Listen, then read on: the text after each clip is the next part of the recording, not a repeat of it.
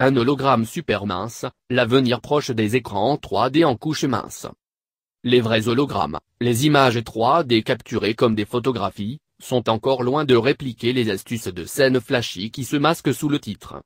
Bien que la plupart des hologrammes soient encore très petits, une équipe d'URMI australien et de l'Institut de technologie de Beijing, BIT, a créé l'affichage holographique le plus mince du monde, encodant une image 3D sur un matériau de seulement 25 nanomètres d'épaisseur. Les hologrammes sont créés avec des lasers, en modifiant un matériau afin que différentes sections reflètent la lumière arrière en différentes phases, ce qui donne au spectateur l'illusion de la profondeur. Normalement, cela exige que le milieu soit une certaine épaisseur, généralement à l'échelle des millimètres au moins.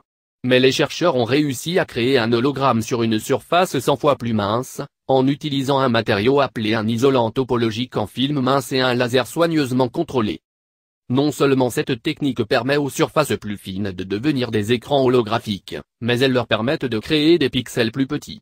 En changeant la taille du spot, l'équipe indique que chaque pixel est actuellement d'environ 100 nm, ce qui permet à l'image d'être visible plus clairement d'une plus large gamme d'angles. La taille des pixels détermine l'angle de vision, dit Gu. Nous pouvons presser le faisceau laser vers une petite région, et en fait, notre angle de vision est plus grand que l'affichage 3D normal. Avec un affichage 3D habituel, vous portez des lunettes et, vous pouvez voir, plus ou moins 10 degrés. Cet article, nous avons démontré que nous pouvons faire jusqu'à 20 degrés angle de vision. La prochaine étape de cette recherche sera la mise au point d'un film mince rigide qui pourrait être placé sur un écran LCD pour permettre l'affichage 3D holographique, a déclaré Zhang Yiyu, co-auteur du journal. Mais au-delà, nous cherchons à créer des films minces flexibles et élastiques qui pourraient être utilisés sur toute une gamme de surfaces, ouvrant les horizons des applications holographiques.